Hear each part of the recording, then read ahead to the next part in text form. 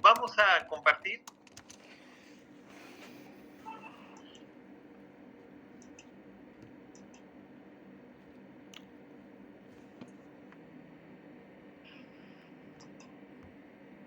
Ya. Ahora vamos a entrar hemos entrado al primero, hemos entrado... Oye, ¿qué pasó? ¿Es desconfigurado? Ya. Entramos a la Edad Moderna, ya siglo XIV y XV, ¿ya? Estamos entrando al siglo XIV y XV. El XIV y el XV, que es 1300 a 1400, el acontecimiento social, ¿ya? La industria manufacturera es el surgimiento de una protoburguesía, manufacturas, banqueros, en Florencia y en Venecia. Ahí nace el comercio, ahí nacen los bancos, ahí nace la industria, nacen unos nuevos ricos, estos nuevos ricos prestan dinero a los reyes, compran títulos nobiliarios, y el acontecimiento social es el ascenso de la protoburguesía. El sistema económico es el mercantilismo, ¿ya? Hay que siempre tener en cuenta, ¿ya? Antes de ir muy rápido, ¿cuántos minutos me falta para terminar las clases, Delgada? 25 minutos, profesor. 25 minutos, tengo que sintetizar lo mayor posible, ¿ya? Este acontecimiento, esta protoburguesía, van a hacer que se compren títulos nobiliarios, ¿ya? Compren manufacturas, estén dentro de la aristocracia, pero no tenían linaje. Por lo tanto, solo tenían poder económico y político, pero no tenían poder cultural. Por esa razón, comienzan a proteger a los artistas. ¿Cómo se llama ese protector de los artistas? El mecenas. Mecenas, ¿ya? Nace en este mecenas en el siglo XIV y XV, 1300 a 1400, y protege a artistas como, por ejemplo, muy conocidos actualmente, como quienes, por ejemplo,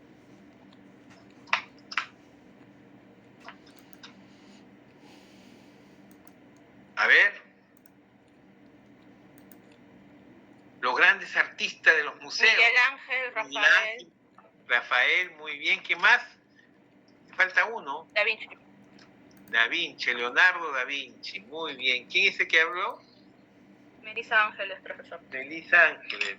Melissa, tú eres autodidacta, ¿no? Me dije, ¿no? Sí, profesor.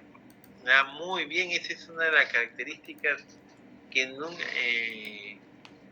me acuerdo de mi época de la universidad, y cualquiera podía entrar a la universidad, habían varios autodidactas, ¿sabes? Y eran bastante apreciados los autodidactas, porque estudiaban.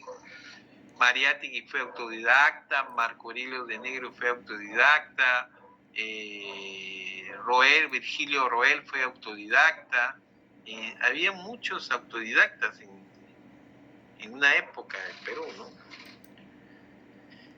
Ya, estos señores eran señores mecenas, que eran nuevos ricos, tenían dinero, compraron un título nobiliario y querían tener de alguna manera un discurso cultural, no solamente económico y político, y comenzaron a ser protectores de las ciencias y las artes.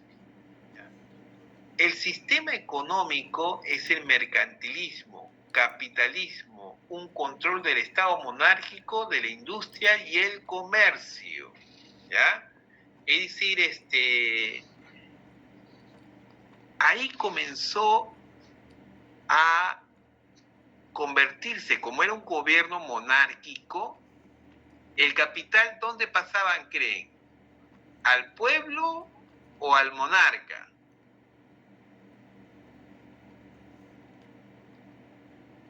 Por supuesto que, ¿quién tenía todo el capital?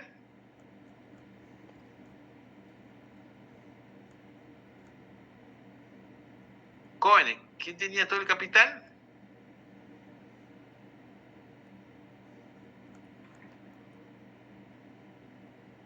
mercantilismo.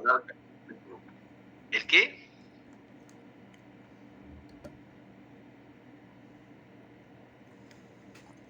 ¿Me escuchan? Sí, profesor, sí se escucha. Ya, entonces entendamos que el mercantilismo es el capitalismo del Estado. El Estado se convierte poderoso, es el que tiene la industria y el comercio. No particulares, sino es el Estado quien tiene todo el monopolio del comercio y del Estado. A eso se llama mercantilismo. Y nace en el siglo XIV y termina en el siglo XVI. A este acontecimiento del surgimiento de una burguesía, protectores del arte, llamado mecenas, a este sistema mercantilismo donde el gobierno se convierte poderoso, protector, se convierte en un poder, tiene el comercio y la industria de un país, pues surgió un arte llamado, estilo de arte, Renacimiento. Tomó como modelo el arte griego y romano, greco-romano, ¿ya? Es decir,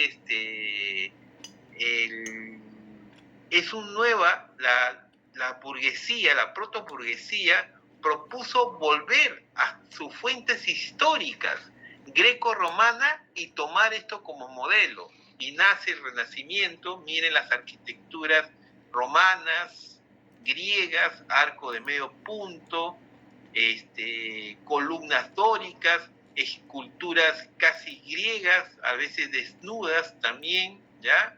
Era parte del mundo, el templo, los foros donde se daba la discusión. Acá está Leonardo, podía estar Leonardo da Vinci, con toda la usanza, pues, tipo greco, tipo griega, como si fuera Platón y las lecciones de filosofía que estaban dando.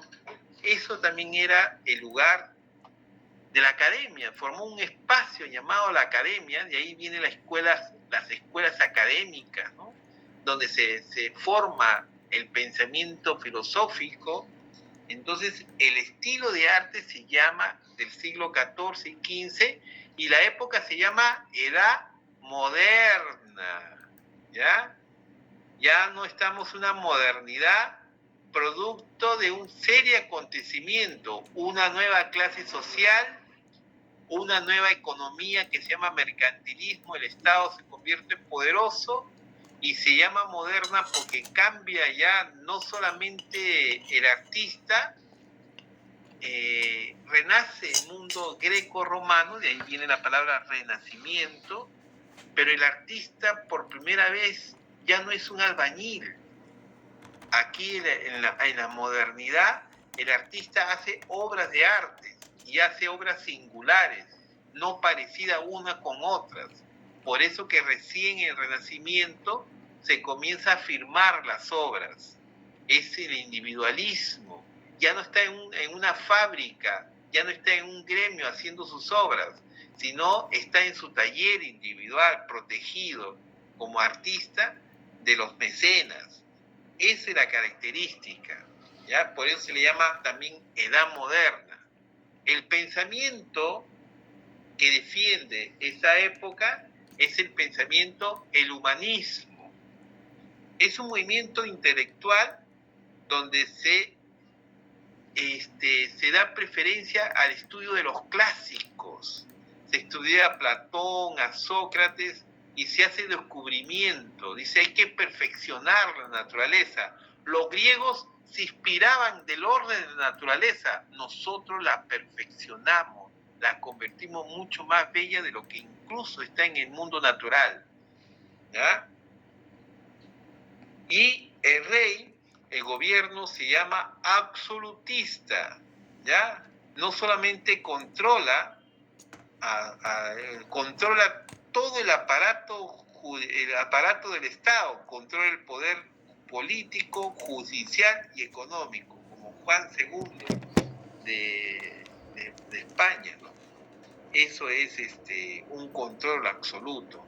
Por eso se llama monarquía absolutista. Luego pasamos edad de la consolidación de las monarquías absolutas, siglo XVI y siglo XVIII, 1500 a 1600. ¿Cuántos minutos me falta, señorita delegada?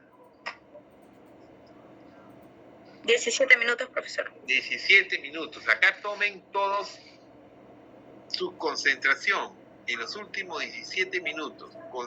Concéntrense, ¿ya? Porque ese es donde hay mayor archivo de la nación. Esa es la época que llegan los españoles. Con este pensamiento llegaron los españoles, ¿ya? Ese es el tipo de acontecimiento social, sistema económico, estilo de arte, es lo que llega acá al Perú en el siglo XVI, en 1534, siglo XVI y siglo XVII, ¿ya? ¿Qué acontecimiento pasó ahí? La reforma, los protestantes y la contrarreforma, o sea, la reacción de la Iglesia Católica, ¿ya? El cisma de la Iglesia Católica y la creación del protestante, una lucha constante, o sea, una lucha entre protestantes, anglicanos, calvinistas y los católicos, una lucha a muerte. Y entonces, en ese contexto, la empresa conquistadora no fue solamente una empresa militar, sino también fue una empresa dogmática religiosa. O sea, todo este carácter religioso, esta lucha, esta idea de acentuarse bajo la religión, cerrarse, formar muralla y que no penetre ningún inglés, ningún holandés, que no penetre ningún francés en tierras americanas, es producto de la lucha entre protestantes y católicos, y es la reacción de la contrarreforma. ¿Y la contrarreforma dónde se dio? En el Concilio de Trento. Eso lo vamos a ver más adelante. El sistema económico es el imperio colonial, ¿ya? En esa época se comenzó a invadir a los países, los ingleses comenzaron a invadir y fueron los más malditos, por decir lo menos, los más desgraciados, porque realmente hicieron genocidio en América, hicieron genocidio en África, ahí comenzaron a destruir, destruyeron también casi toda la población australiana, la de Canadá también lo destruyeron, lo hicieron leña. Y acá en el Perú también hubo abusos, pero había esta idea de que el cristianismo tenía que expandirse a nivel del mundo y después venía Jesús. Había como una justificación de la presencia de Jesús. Entonces hay una expansión de este mercado absolutista en otros lados, y algunos establecen que realmente no fuimos una colonia, sino fuimos una provincia del imperio español. La colonia, el sistema colonial inglés, belga, portugués, eran malditos, por decirle algunos, ¿no? En cambio, acá sí hubo explotación, abuso, pero no hubo la cantidad de exterminios, ¿ya? La cantidad de exterminio, de genocidio, como fueron los ingleses. Yo no sé por qué mucho le dan bola a los ingleses con esto de la reina, tanto que se muere la reina. Fue lo más vergonzoso de la humanidad ese periodo, ¿no? Y no sé por qué se siente tan orgulloso, porque un nacionalismo creado, imaginario, pero que en la real tienen que pedir perdón, ¿no? Por lo menos el Papa comenzó a pedir perdón a las poblaciones nativas de Canadá. El estilo primero que llegó acá fue el manierista, el siglo XVI. ¿Pero por qué el manierismo? ¿Por qué llegó el manierismo? Lo llegó por las órdenes religiosas que llegaron acá, la orden de los jesuitas. Los jesuitas fueron los que trajeron lo más moderno de esa época, con pintores como Pérez de Alessio, pintores como Pérez de Alessio, pintores como Medoro y pintores como Vitti. Entonces, luego llega el barroco en el siglo XVII, ya está Zurbarán, Pacheco y Lozano, y artistas y cuadros también como Rubens, Rivera, llegan recién en el siglo XVII. Hay un periodo de la orden jesuítica que trae el manierismo. El manierismo es una corriente espiritualizada del arte renacentista. Lo espiritualizan, lo estilizan, lo convierten en una figura estilizada, con contorsiones, con afectaciones, y a eso se le llamó el arte manierista, la maniera, una manera de hacer el espíritu religioso, y sobre todo por los jesuitas. Acá está Vitti, Alessio y Medoro, pero en el siglo XVII se presenta ya el arte barroco, producto de la Contrarreforma, y tiene un programa político y religioso. ¿Cuál es ese? El pensamiento del Concilio de Trento, donde hay todo un programa religioso en el siglo XVII. Los temas deben ser marianos, santos y Jesús. La enseñanza escolástica se mantuvo desde la época medieval. O sea, el pensamiento se mantuvo, el pensamiento medieval, la teología, interpretar las palabras en forma lógica, las palabras de Jesús. Y la forma de gobierno ya no eran simplemente reinos, sino una dinastía de los Habsburgos. Y adivine dónde vienen los Habsburgos. Alemania. No. Austria. Parece fuera, ¿no? Suecia. De esa familia, de Suecia viene. Y después pasa a Alemania. Lo que pasa, jóvenes, es que... ¿Cuántos minutos me falta? ¿Cuántos minutos me falta? 10 minutos, profesor. Ya. Lo que pasa es que en este pensamiento de las coronas no existe nación. El criterio de nación en el siglo XII, XIII, XIV, XV, XVI, XVII, XVIII, no existen naciones. Algunos reyes provenían de familias de España y podían estar dominando los carros en Alemania. Así como los Borbones, que vienen de la familia francesa, dominaban España. No importaba, porque la fidelidad no se da a la patria, sino se le da la fidelidad y la lealtad a quien se tiene. ¿A quién se tiene? No existía. ¿A quién se tiene la lealtad absoluta? Al monarca. Al monarca, al rey, pues.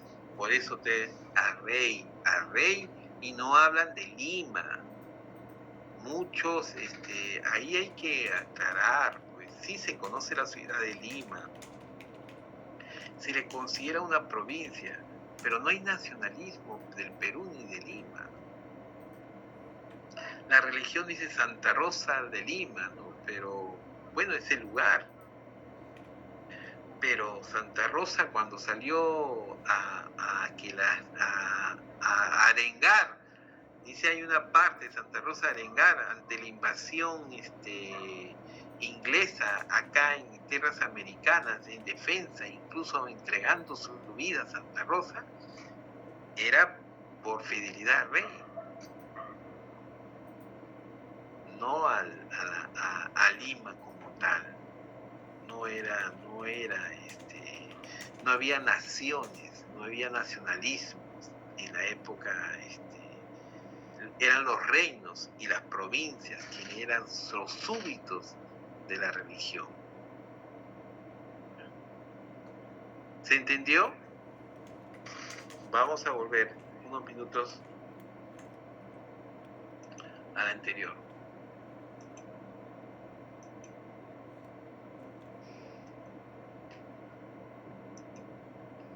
Miren, me faltó, estamos acá, ¿ya?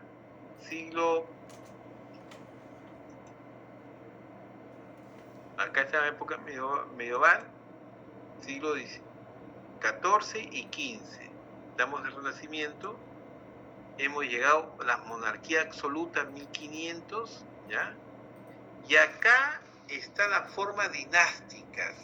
Lo que primero llega acá fue, acá estamos viendo, ya. Esto lo tengan muy en claro, ¿ya?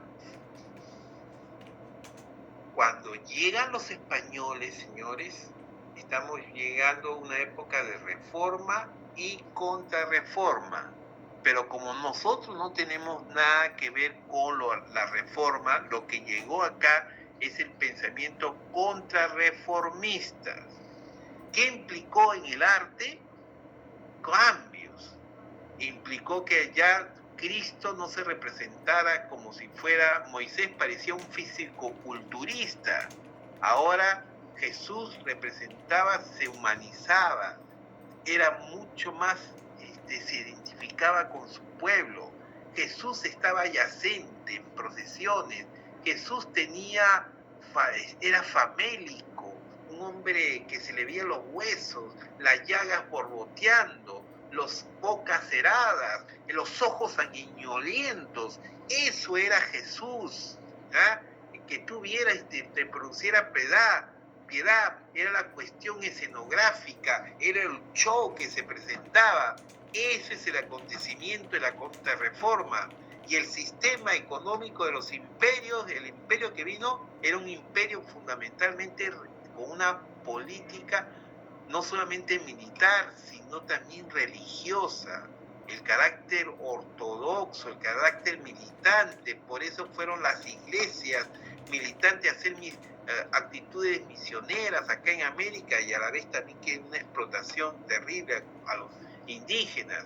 El estilo, lo que trajeron los jesuitas, como eran todos intelectuales, todos tenían que pasar a la universidad, trajeron también a nivel del arte a los mejores artistas, aquellos que dibujaban en el Vaticano, a Viti, a Lesio, a Medoro, y el pensamiento era se mantenía el pensamiento escolástica, del pensamiento medieval, pero había un programa del Concilio de Trento. ¿Sabe lo que es un concilio? ¿Sí? ¿Qué es un concilio?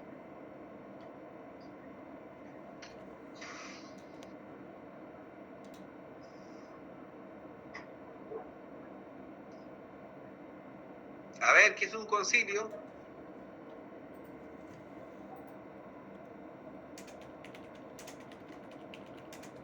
Un concilio es cuando se reúne el Papa con todos los obispos. Delegada, ¿me está escuchando? ¿Sí?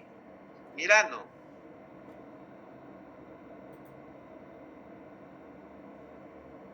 Mirano. Sí, profesor. ¿Cuántos minutos me faltan? Sí. ¿Cuánto? 3 minutos, profesor. Ya, muy bien. El concilio es la reunión del Papa con todos los obispos que hacen un cambio de la iglesia, ¿ya? Ese cambio implicó el barroco, pues. Mira a Cristo yacente, casi humanizado, el dolor, famélico. Eso es el Cristo barroco. Y la forma de gobierno son las dinastías, las grandes dinastías, la dinastía de los Habsburgo. Ya no eran simplemente reinos ubicados en Suecia, en Bélgica o en Francia. Abarcaban casi un gran imperio. A se llamó dominio al Perú en este periodo formado el Sacro Imperio Romano Germánico. O sea, incluía también a los alemanes, ¿ya? Incluía a los alemanes. Suecia, Bélgica, incluía todos estos reinos que tenía los Habsburgos en España, Carlos IV, Felipe II, Felipe III, y cada uno de estos unos degeneró, fue la degeneración de los Habsburgos en temas de salud y en temas de gobierno, que pues fueron reemplazados por último por otros reyes que eran los reyes de los Borbones viniendo de Francia. Y esto van a ser totalmente diferente, porque esto van a traer la época de las luces o la ilustración, ¿ya? Recuerden, ¿ya? Hemos visto la Edad Media, siglo IV hasta el siglo V, y todo lo que hemos visto a nivel del acontecimiento social, sistema económico, estilo del arte, pensamiento filosófico y forma de gobierno. Hemos visto la Edad Moderna, que en el arte se llama Renacimiento, ascenso de la burguesía, mercantilismo capitalista del Estado, pensamiento humanista y forma de gobierno monarquía. Cuando se extiende estas monarquías y se convierte en gobierno dinástico, el gran Sacro Imperio Imperial, tenían varias formas de concebir el mundo. Uno es el pensamiento del Concilio de Trento, que es un programa religioso, todos tienen que pintar marianos, todos tienen que prender los santos, la Virgen Inmaculada, Virgen del Rosario, Virgen de Cocharca, Virgen, eso es importante. Y el estilo de arte se llamó manierista en el siglo XVI, pero en el siglo XVIII tenemos ya el barroco propiamente dicho. Bueno, hasta aquí nada más, jóvenes. ¿Alguna pregunta?